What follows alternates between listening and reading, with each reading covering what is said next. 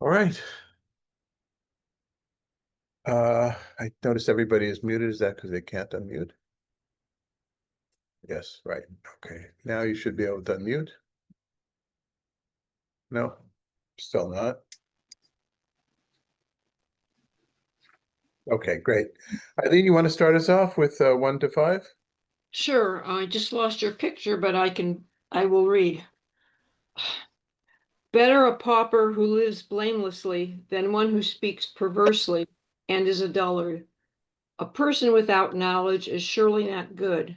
One who moves hurriedly blunders. Mortals' folly subverts their way, and their hearts rage against God. Wealth makes many friends, but a pauper is left friendless.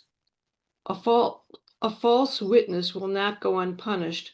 One who testifies lies will not escape. Okay, any comments? Better to remain poor and content. Yeah, we're going to have a lot about poor and wealth today, or a bit. Mhm. Yeah, especially since poor.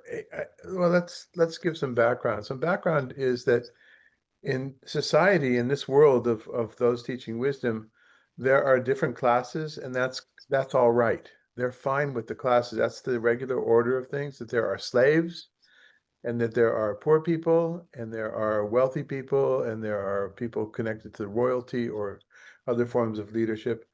And they're not, the wisdom literature here is not speaking against that by and large. And so if you are poor, then you should be happy with your lot. And if you are unduly rich, if you're rich, as we'll see in a little bit, and you shouldn't be, well, then you should be aware of that situation as well. Other thoughts or reactions to this? Yes, go ahead, Harold. Um, the phrase "a person without knowledge is surely not good" reminds me of the modern day. I guess it's an aphorism or something. A little knowledge is a dangerous thing. It reminds me of that. Yeah. Maybe and one who moves hurriedly blunders. Um, they kind of go together. Yeah, another aphorism or another kind of actually it's a legal tenet is oh, how's it phrased? Lack of knowledge of the law doesn't exempt you from the law. Yeah, yeah. Richard, this is yours for you chime in. Ignorance of the law is no excuse. Right, something like that. That's what this is as well here. Yeah. And this is a verse that we've actually seen before, and we'll see it again today. Well, I'm sorry. We've seen it before, and we're going to see some of the midrash that we've seen already from Vayikra today, just to in the midrashic section here. But this idea of um, of in of unintentional sinning, unintentional sinning still is something. It's a bad culture to be in, a bad situation to be in, even if it's not your fault, so to speak. So the Midrash will have much to say about that. Anything else on this another verse that we've seen before, and we will see again in this section: a false witness will not go unpunished. We've had that before, and it repeats. I've used that today as my way of delineating the different units here. It could have gone other way. It could have gone. The first unit ends right before a false witness, and the second one starts and ends with a false witness. They're more or less the same. They're almost the same verse, not exactly the same. But instead, I chose to end them that way, and I don't have much really to defend, but I'm always looking for ways to reduce the size. Um, Anything else here that's this, Um, yes, go ahead. Mortals' folly. Don't blame God for your failures. Yeah, right. And that kind of goes together with what I said before. With Fox goes into great detail, actually, not on this verse, but on verse 10 about how in ancient world they accepted the not the, they didn't call it caste system. They accepted the classes though. And you are born into who you are. Yeah. And when a slave, well, we'll get to that when we get to 10, perhaps, or later on. Anything else?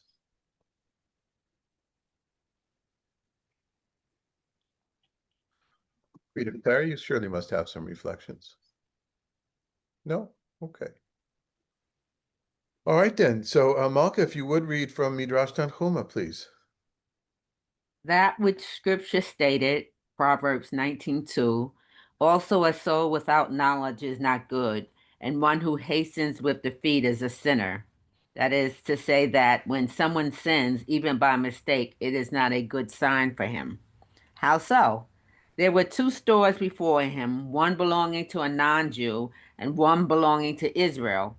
If he entered the one belonging to the non Jew without knowing it, it is not good. If he entered deliberately, he is called a sinner, as stated in Proverbs 19:2, and one who hastens with defeat is a sinner. Rav Yitzhak bar Shemuel bar Martha said there were two ways before him, one long and one short. The short one was full of dirt clods, but the long one did not have a dirt clod in it. He left the long one and went by the short one on the Sabbath. Concerning him it is stated, and one who hastens with defeat is a sinner. Okay, before we go on, two examples, two parables, if you will, about how to react. And we need to have background knowledge. We've done this before a few months ago, probably, when we were in chapter 6, because there's this section of Tanhuma has kind of a few lines in chapter 6, which there it really is a section that's unto its own. Remember, the first part of Proverbs had those sections that we could say, oh, this is the beginning, the end of a smaller section. Not talking about the chapters, of course. Where we are now are doublets that are just kind of being fed to us, and we're not really sure what order. So we did this back then, and the two pieces of information you need to have in the background to understand this is eating kosher meat, and second, keeping the laws of Shabbat. So the first case of going into a store, like what do you care if you go in a store to buy cotton or cutlery or whatever, or pottery. That well, pottery might be used, but it's going into a store that sells food, sells meat in particular, and it's telegraphed here because by the time Tanhuma is being written or copied down, people know this stuff already. You don't have to give all the details. They know it, but we of course need to fill in the background. So what's the point? If you go into a store and you think that it's kosher and you buy and you eat the meat, well, that's not good. But if you intentionally went into, to wherever, whoever it is, I would say into, what's it called? Tuv Tam. There's certain stores that are famous in Tel Aviv for serving non-kosher meat. That's why you go in there. That's probably why you're going in to buy what we call in Israel basar lavan, which is white meat, which is a euphemism for pork products. And so, and this is also reminiscent of a passage from the Talmud, which is a little bit different in tone. That if somebody was in the marketplace and there were nine stalls of kosher meat and one stall of non-kosher meat, and he found a piece of meat in the middle of the square there, is he allowed to eat or not? Now we'd think you really want to eat meat off the floor of a marketplace, but that it's a hypothetical case. The question is, if you see meat and the vast 90% of the purveyors are kosher and 10% are not, if it was in Orthodox, even conservative kashrut law today, you would always assume that it's not kosher. You would always, there's too much of a doubt. But the Talmud there actually says the opposite. If it's the majority, then you go by the majority.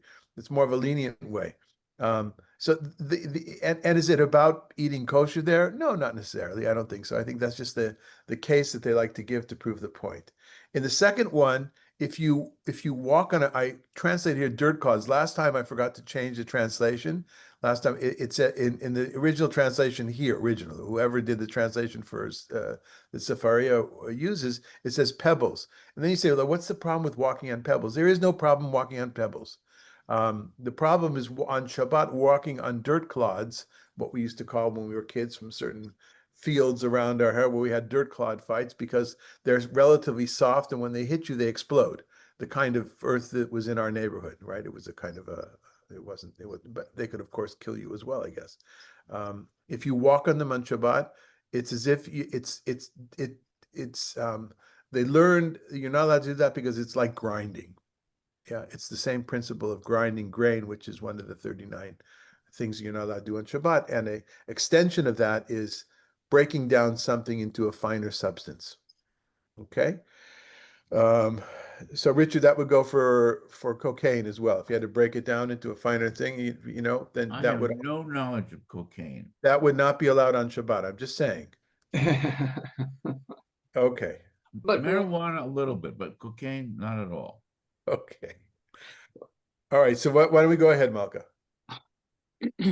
Our masters have taught one good deed, commandment, mitzvah, leads to another, and one transgression leads to another. A person should not worry about a sin which he commits by mistake, but rather that an opening has been made for him to sin again, even deliberately. Moreover, one should not rejoice over a good deed which comes to him for fulfillment, but rather that many good deeds are going to come to him as a result. Therefore, if one has sinned by mistake, this is not a good sign, as stated. Also, a soul without knowledge is not good. How much the more so if he sins deliberately? About him it has been stated, and one who hastens with the feet is a sinner. Okay. So hastening with the feet is usually understood here as rushing to do a transgression, a sin.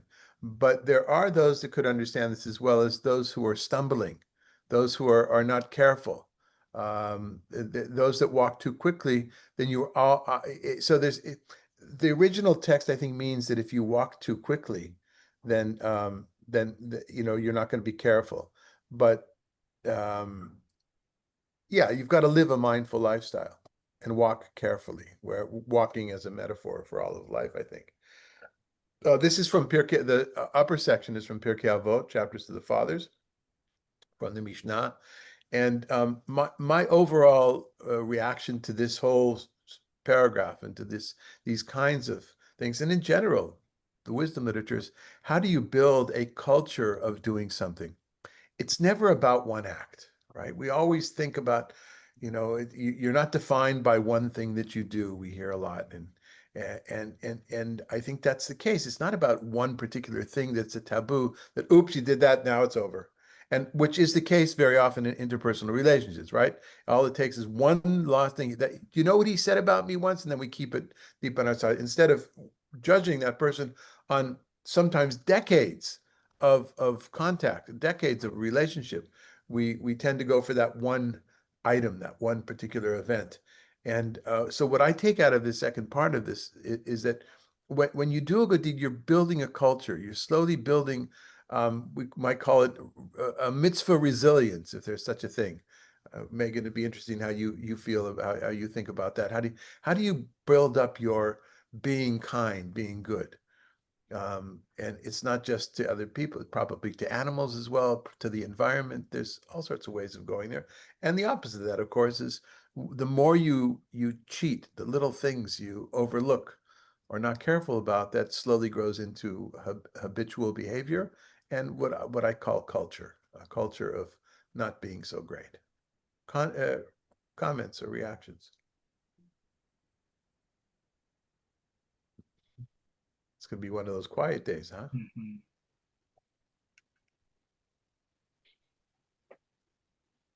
Can you comment on one of the one where it says, "Wealth makes many friends, but a pauper is left friendless"? That seems depressing.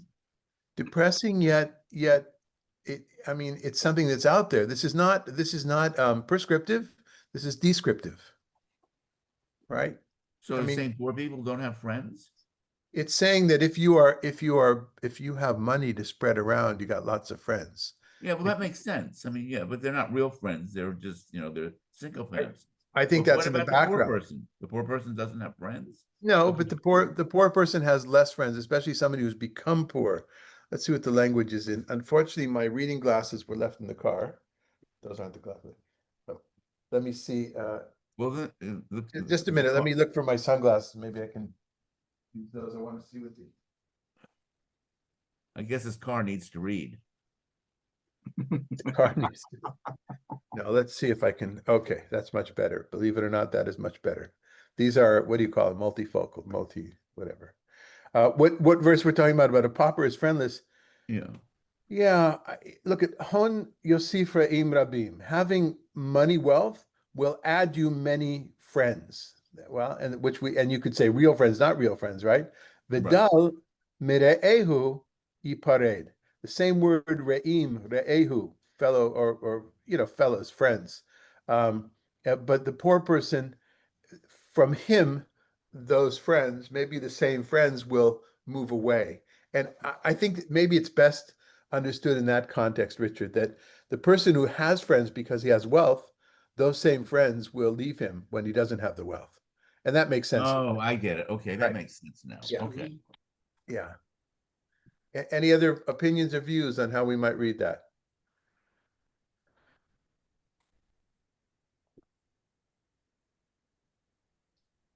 Well, it's certainly an indictment of society. Yeah, but but it's think of all those stories we hear, the people that win the lottery, Right. suddenly people come out of the woodwork who are to be their friends, or people that do well in high tech. I saw that up close in the late 90s with the guys that I were working with, and how people react to them. I mean, up close. These are the guys that were funding what I was doing in Israel in the beginning of the aughts, and they did very, very well. They did well.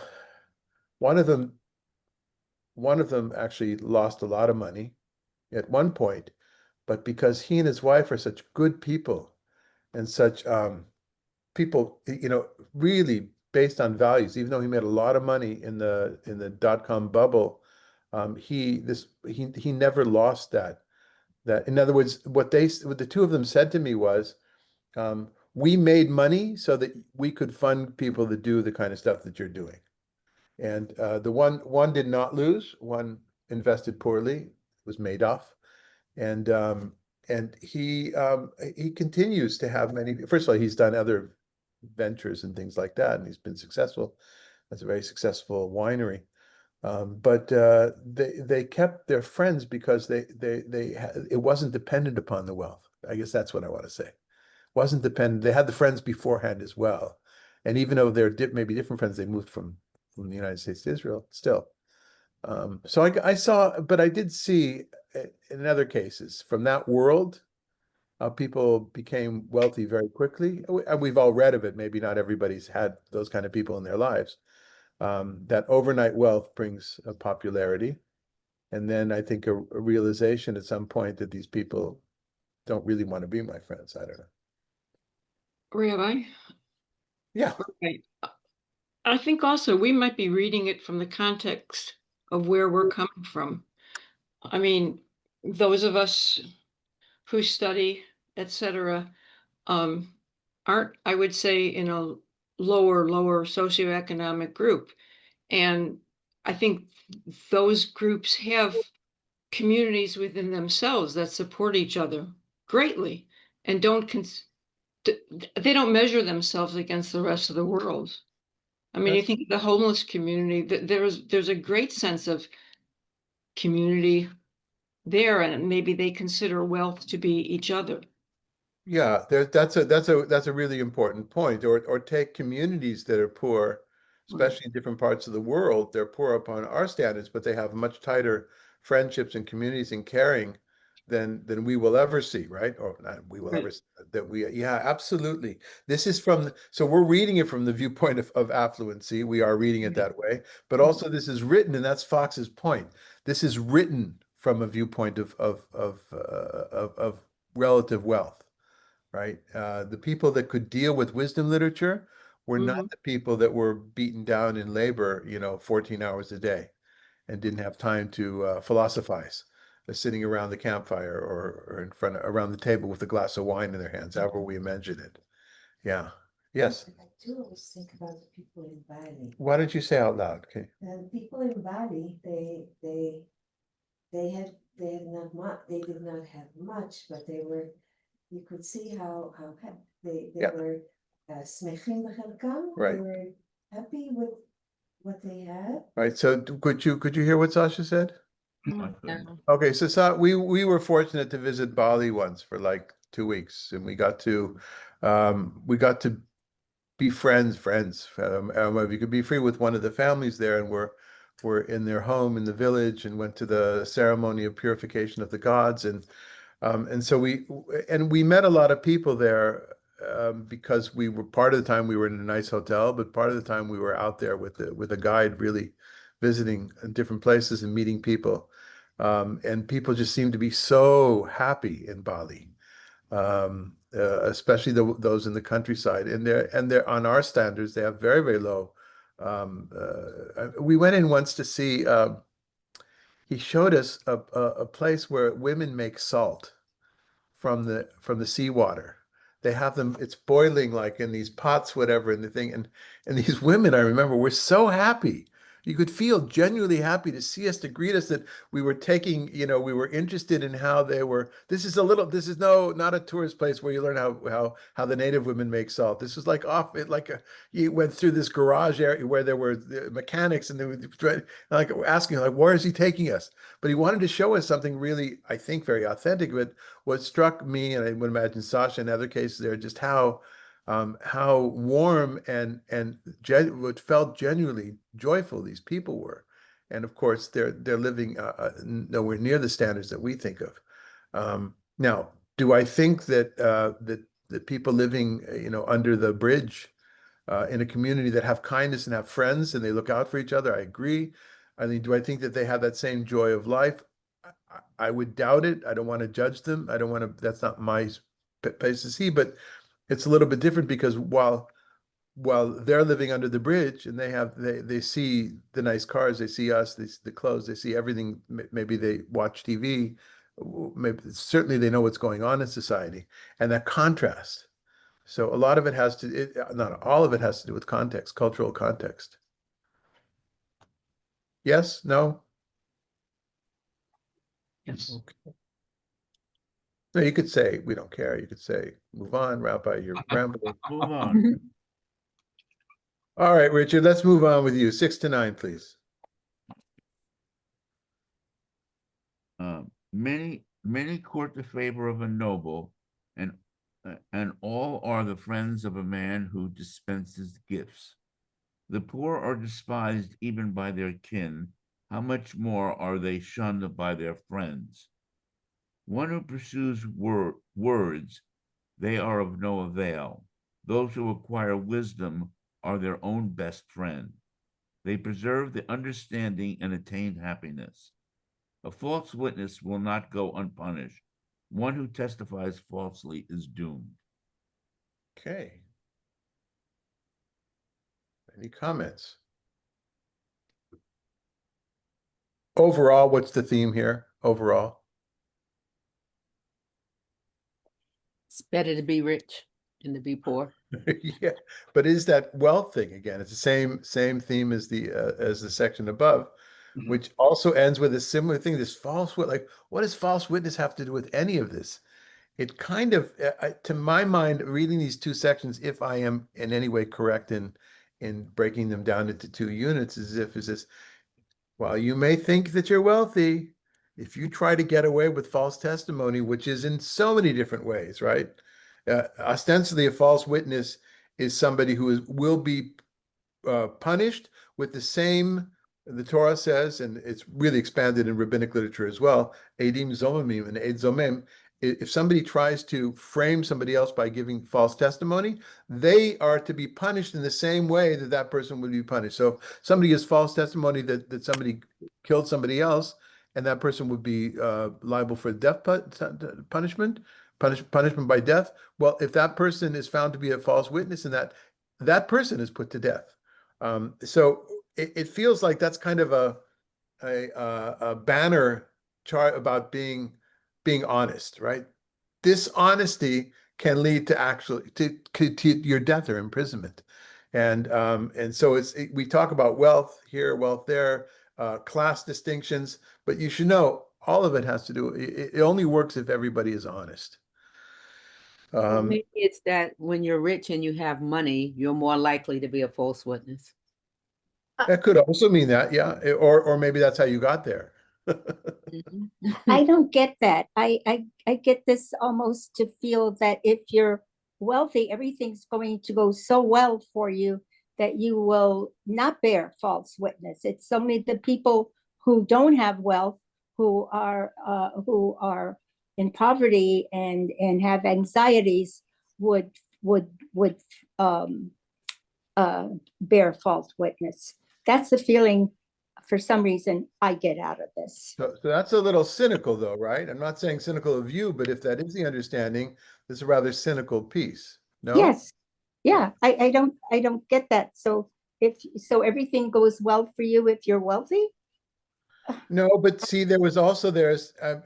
yes, I hear you, but see where it says those who acquire wisdom are their own best friend. This theme of people around you, they support you if you are a nadiv, if you're a noble, if you give favor because you can do them favors. But if you don't have wisdom, that's all going to lead to you. So I would say, yes, that might be cynical the way you say, Rita Clara, but the way to preserve your status as being, I don't think is giving fault. Your status of being a wealthy person, things going well, is to make sure that you acquire wisdom.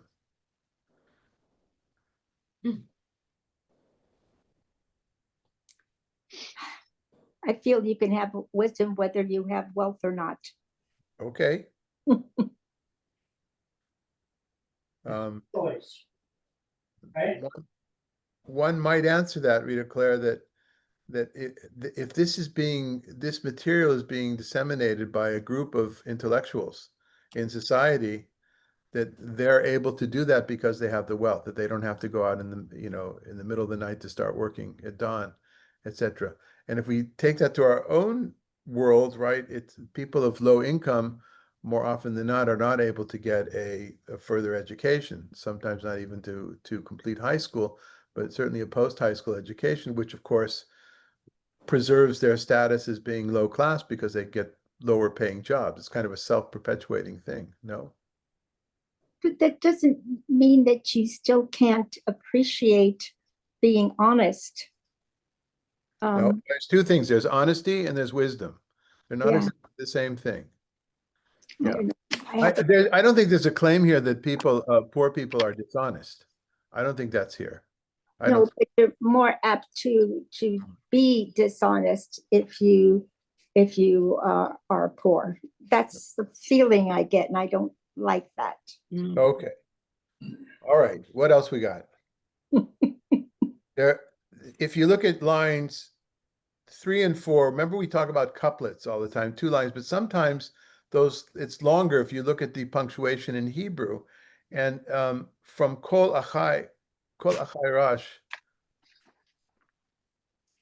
soneu, that's a 3-liner there, according to the punctuation in Hebrew. So if you look at lines 3 and 4, the poor are despised even by their kin, how much more so they are shunned by their friends, that makes sense to us. But what does it mean, one who pursues words, they are of no avail? Like, what's that doing there? What I was wondering is, well, to me, I mean, I don't know the Hebrew, but I wasn't sure who they is referring to. Are words of no avail, or are those who pursue words of no avail? Yeah, so we could what we would say Eshar dit palsef, that's the reflexive form of palsef is to philosophize.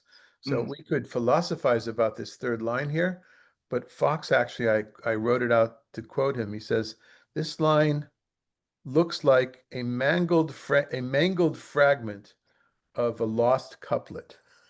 In other words, one line dropped out of this in the textual transmission, and then it got mangled because he says anyway, he goes on any way that I try to rearrange the words here, try to understand, because it's poetry, right? You rearrange the words, the syntax. I have no conclusion other than let's just skip this over. This is a piece of trash that got accidentally included into the text. And interestingly enough, he doesn't even translate this.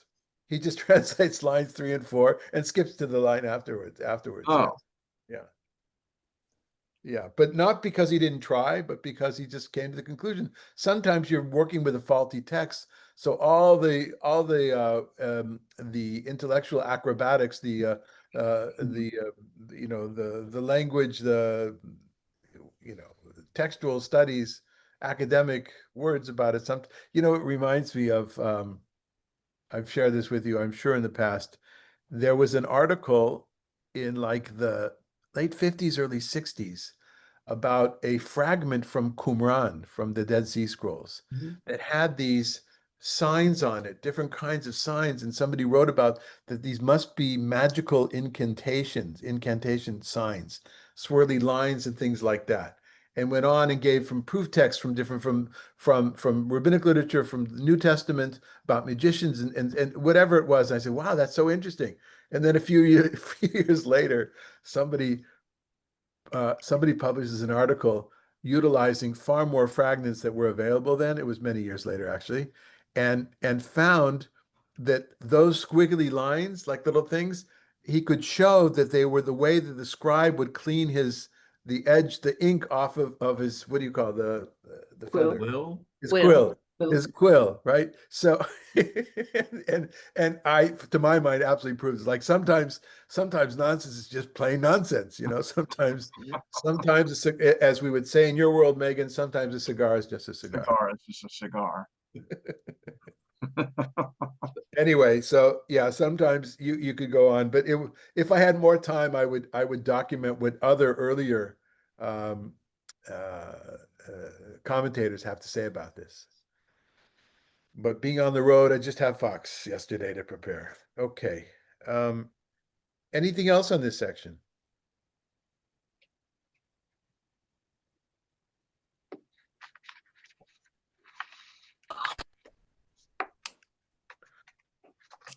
Okay. 10 to 12. Rita Claire, you want to read for us? Sure.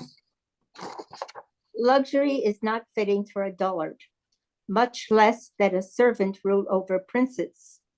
People show intelligence by their forbearance. It is their glory when they overlook an offense.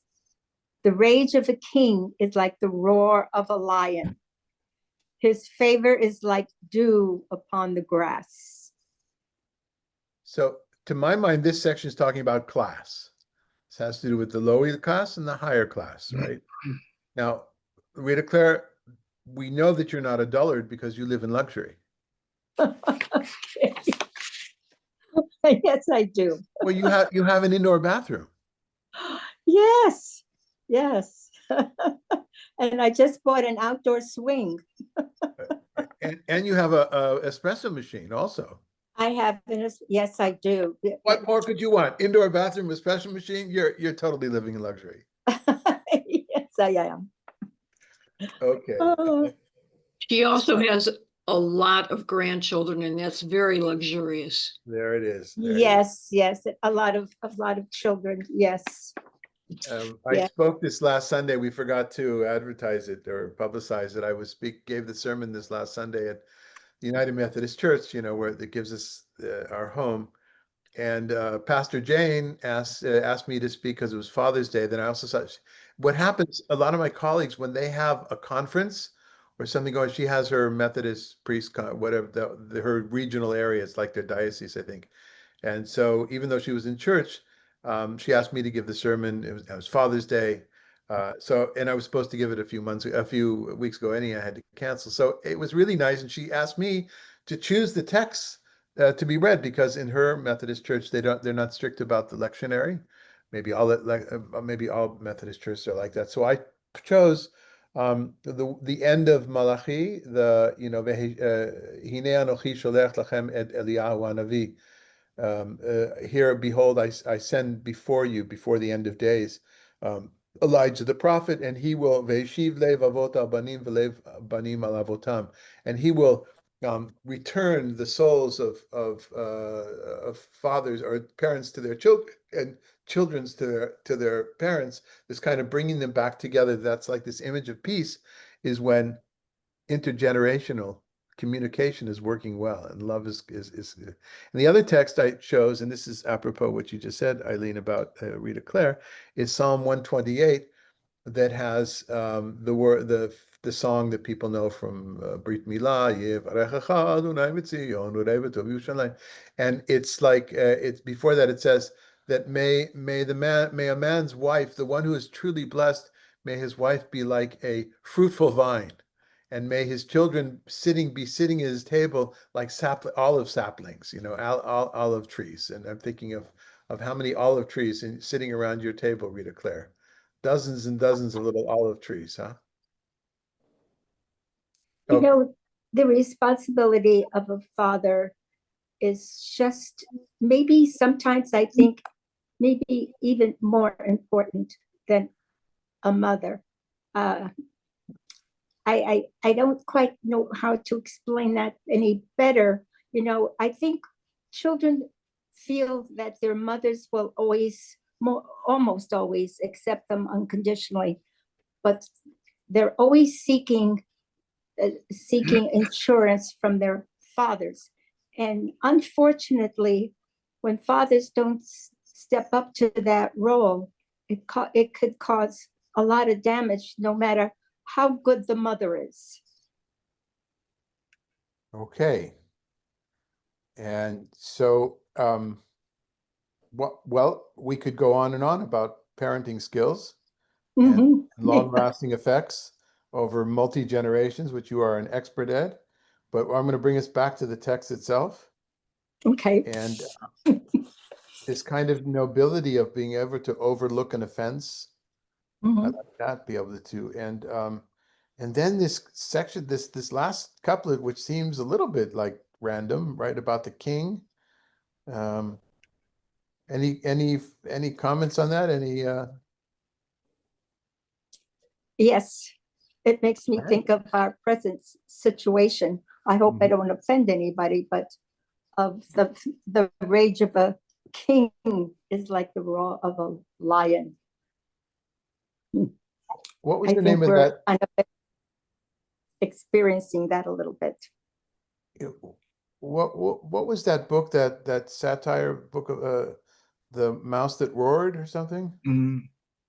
Yeah, the Mouse that Roar is a story about a mythical kingdom in Europe, a tiny duchy or something that declares war on the United States.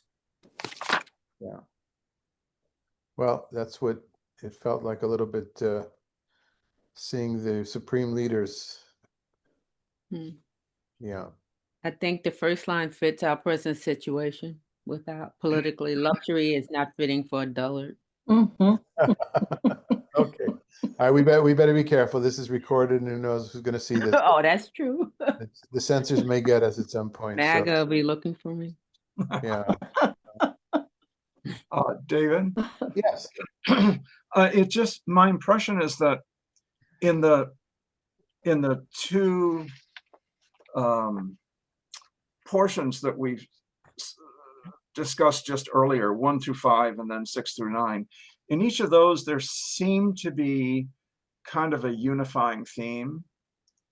But in this one, 10 to 12, each couplet kind of stands by itself, but I don't see anything connecting the couplets to each other. Yeah. I think it's class. Hmm. Okay. And the word forbearance, I interpret as restraint. They show intelligence by their forbearance. To me, does that mean restraint? Yeah. Sure. If forbearance in Hebrew is herich apo, which literally means he lengthened his nose or lengthened his face, which is a euphemism for quelling one's own anger. Like God, erech apayim. Erech apayim, yeah, is able to conquer anger or to let one's anger subside. Mm-hmm.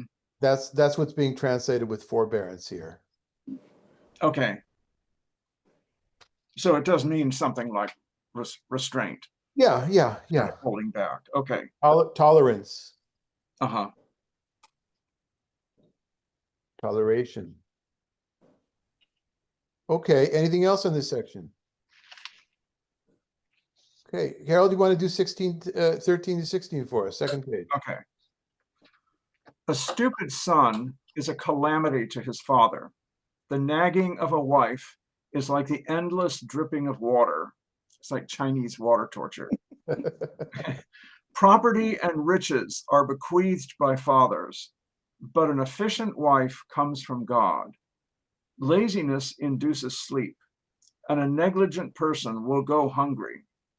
Those who have regard for their lives pay regard to commandments. Those who are heedless of their ways will die. The first part of this, the theme was family, familial kind of things. Once again, parents and children, or parents and parents, a good woman. And then I also I kind of included the next section because 17 is on its own. That's why I did it differently. So it felt like that had to be on its own. It's an independent couplet there. But because the last four lines can also, depending on how one is parented and what kind of home one grows up in, that laziness still might be there. You may have food, but if you're negligent, that's not going to last. You may have you may have a quality of life, but if you're not careful about the commandments, and God is in there in the fourth line. So let's take a look at, if you would read, Harold, from Moed Katan, from the Babylonian Talmud. And did Shemuel actually say that we are concerned that perhaps another man will come and betroth the woman first? Yeah, that's just a background note here. This is a conversation debate. The rabbis, that certain things can be done in order to, if somebody's about to betroth somebody, maybe the context here is in mourning practices. You don't betroth the woman at certain times of the year, or when you're mourning. Moed Katan has a lot of laws of mourning.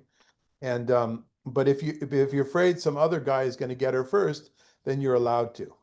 So this is a question on Shmuel's view that you're allowed to, even when you're in mourning or when there's a mourning situation in society, you can go ahead and still betroth the woman for that reason. But didn't Rav Yehuda say that Shmuel said, every day a divine voice issues forth and says, the daughter of so-and-so is destined to be the wife of so-and-so. The field of so-and-so will belong to so-and-so. If this is the case, why should one be concerned lest another betroth her first? Right. So there's this kind of this bow to the divine imperative, or the divine decisions of fatality. Right. This is what's going to happen. Whatever you do, it's been decreed, so to speak. It's from this decreed, when it comes to men and women, that came this Yiddish phrase of basheret. That person is my basheret. What does basheret mean in Yiddish? What word? Meant to be. Meant to be. No, Yeah. no, I know how it's used. I'm wondering just from a linguistic point of view. Yeah, but what's the verb? I'm asking Sasha because she's German fluent. Yeah, I know we talk about it's meant to be. I'm just wondering how we got there from the language itself. Yeah, anyway. So that's where we get, but what people quote this a lot. When people come, when you're at a celebration of a betrothal or Sheva Brachot after the wedding, you hear this term. What nobody mentions the next sentence, by the way. And God also decrees that your business is going to be swallowed by a mega company in next year as well, or whatever it is, or is going to go out of business. But this kind of everything is fate here. Okay, so let's go ahead. It is predestined that he will marry his designated mate.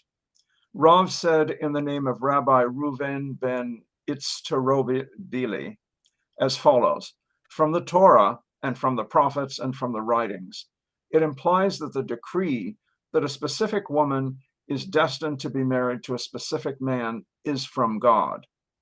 From the Torah, as it is written, then Laban and Bethuel answered and said, the thing comes from the Lord. We cannot speak to you either bad or good. From Genesis. From the prophet. That's Rivka. That's Rivka's shidduch with Isaac. With yes, with Isaac, yeah. Mhm. From the prophets, as it is written, but his father and his mother knew not that it was of the Lord. Judges. Right, that's Samson when he wants the Philistine woman and he points up to the mountain to the I want that woman, and they realized that, and they said, aren't there enough? Father says, aren't there enough Israelite women that you want to go out of the fold? And they didn't realize that it was decreed by the Lord. Go ahead. From the writings, as it is written, house and riches are the inheritance of fathers, but a prudent woman is from the Lord. Right, and the point of this section of that Rabbi Reuven ben Itzrobeli, I love this his name Itzrobeli, and Itzrobel in modern Hebrew, I don't know, it sounds like a Persian word or something brought in from the Aramaic, is a pine cone. So it's kind of like it's Rabbi Reuben the pine cone.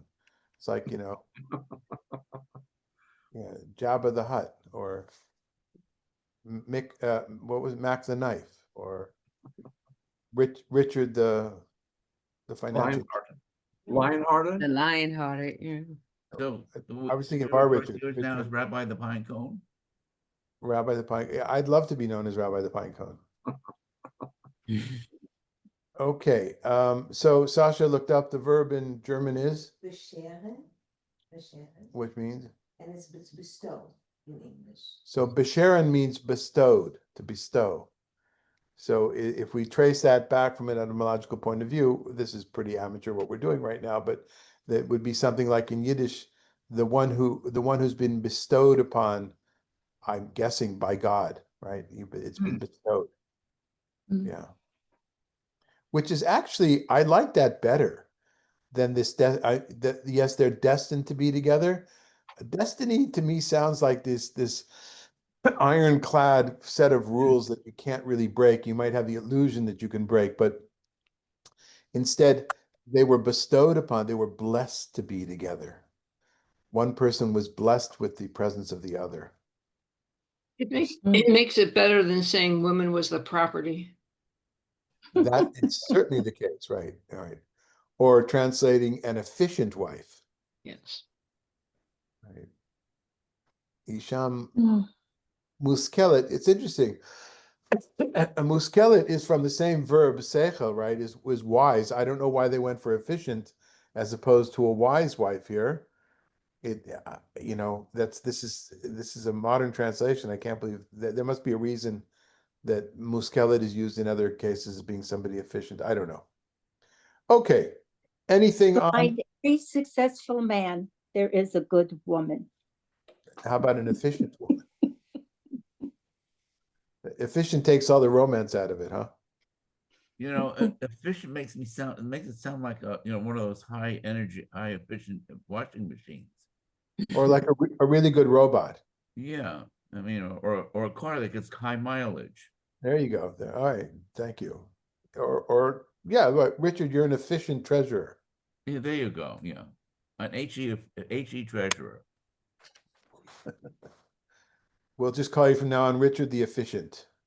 I like it. You can be Rabbi the Pine Cone, and I'm Richard the Efficient.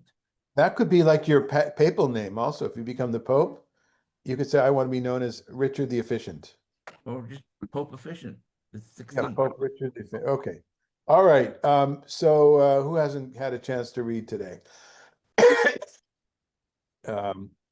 Eileen, you want to go ahead with 17? Sure. To the conductor, fortunate is he who considers the poor. No. Before that, the verse from. Oh, I'm sorry. Those who are generous to the poor make a loan to God. They will receive their due. So let's just talk about that for a second. And this is this is independent from what came before, unless we take the issue of money. That might be why it's connected here, or what's happening afterwards. But go ahead. Any ideas about 17? How to see this? What's it essentially saying? It strikes me as that, it reminds me of the saying today where people talk about paying it forward. Right. Mhm. That's kind of a humanistic way of what used to be said is may God blessings coming from God, Mhm. right? It, it also assumes here that it's God's responsibility to take care of the poor, which of course we theologically believe, but that human beings can speed up that. This is kind of like the way I frame Ufros Aleinu Sukat Shlomecha on Friday evenings, that there's a lot of shelters to be built, but it's us, we're the ones that have to build it, or we're the ones that are in partnership with God. But what I love about this saying is it makes the human being doing something good in a direct partnership with God. It also assumes that God should be doing this, and it could be used as accusatory. Hey, God, what's happening? Why are you letting this happen? Yeah. Yeah. Which, of course, the answer could be, well, I'm letting this happen because I want to see if you would step up to the plate. Yeah. Mm. And loan me the dough, says God to Joshua. Okay. All right. So go ahead, go ahead, Eileen, with Midrash Tehillim. To the conductor, fortunate is he who considers the poor. That's the title of that Psalm 41, and this is the on this verse, this following tradition has been brought. This refers to what is written, happy is the one who is attentive to the poor. Rabbi Yochanan said, anyone who visits the sick diminishes his suffering by 1/16, but one who does not visit him adds to his suffering by 1/60. Rabbi Abba said, if it were according to the opinion of Rabbi Yochanan, they would roll out the red carpet for him, even for a person of low status. He replied, as long as they love him like themselves, and even so, they gain from it. Rabbi Elazar said, one who buries the dead is fulfilling a mitzvah. Rabbi Abba said, one who subdues his evil inclination with his good inclination is a wise person. Rabbi Assis said, one who gives a coin to a person, as it is said, he who watches over him will be given life. And what is the reason for Rabbi Yochanan's position? Because it is written, the Lord will sustain him upon his bed of illness. And what is the reason for the opinion that burying the dead is a mitzvah? As it is written, and he will be blessed upon the earth. Okay, and while the section is really dealing with Psalm 41, it brings in this idea that that when we do certain acts, we are acting in lieu of God, on behalf of God, in a godly fashion. And these examples of visiting the sick and bearing and comforting the mourning and burying the dead are examples given in other spaces as how we imitate God, how we walk in the footsteps of God. What it means exactly, who's the one they're rolling out the red carpet for, I'm not entirely sure. Have to go into it and think about it a little bit more. Is it for the person who's in need or the person who is given the assistance? One way or another, with this famous tradition from the Babylonian Talmud Brachot, is that when you do visit somebody, you take away 1/60th of their ailment. What's different here is that I don't think there it says if you don't visit, you're adding 1/60th to the ailment. That's the negative side of it. There it says if you don't visit somebody somebody who's sick, is as if you were bringing about their death. So they're similar in that way. And then the famous commentary there, the sub commentary on the tradition, the sub tradition, that is the discussion of that particular tradition of 1/60th, is, well, if that's the case, then why don't we just bring 60 people and the person will be well, right? We said that, remember asking the same question before we knew the Talmud, or when we were kids and we learned about this. Well, let's just get 2 classes together. We'll go visit that person and we'll each take 1/60th. And then the answer to the Talmud is no, it's a different way of thinking, right? So Richard, this is for you. If you have 100, if you have 60, okay? So you have 60 Which is, measurements of sickness, and I go visit you, what will you have afterwards? I'm missing Right. something. Probably didn't Okay, hear. if you're sick and Right. you have 60 measurements of sickness, and the rule is if anybody who visits the sick takes away 1/60th of their ailment.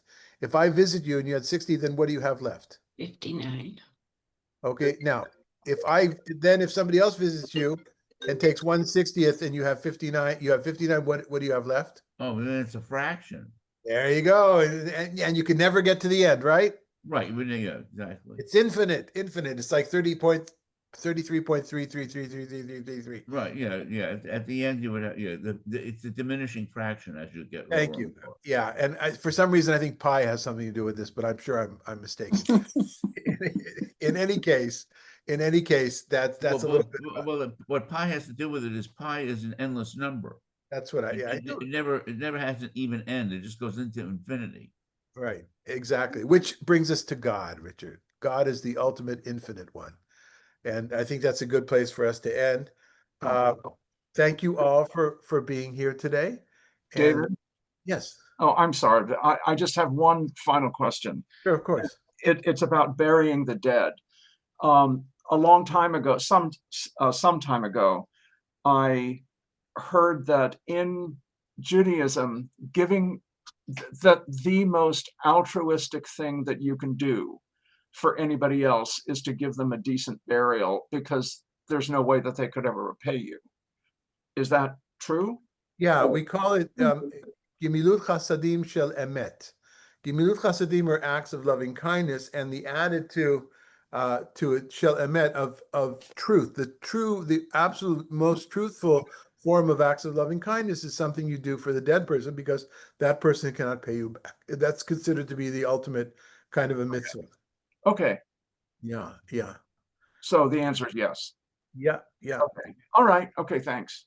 Okay. Anything else? Rabbi, you have a birthday today? I do indeed. I am 68 years old. Happy birthday. Oh, wow. Birthday. Thank you. Happy birthday. And hence Young Sasha and who I let are it. celebrating. We're in downtown LA at a nice hotel, and we're on our way. We were at my mother's yesterday. We're going back today, and we'll be Well, back in. Well, never mind. Avoid the protesters. Yeah, there are no. The curfew was actually canceled yesterday. That was in, but this is at the edge, and the truth of the matter is, it's a nice hotel, and it was a very good rate, because I kind of know which places are which and where and when to look for a really good rate. So. Yeah, Hotel Figueroa. It's like one of these classic old hotels. Oh. Yeah. Yom Huledet Sameach. Young who let it. Happy birthday. All right. Enjoy. Be well. Bye-bye. Thank Bye-bye, you. everybody. Thanks, Madalena. Bye. Happy birthday. Thank you. And thanks for the balloons, flowers, whatever were floating on the screen. Bye-bye.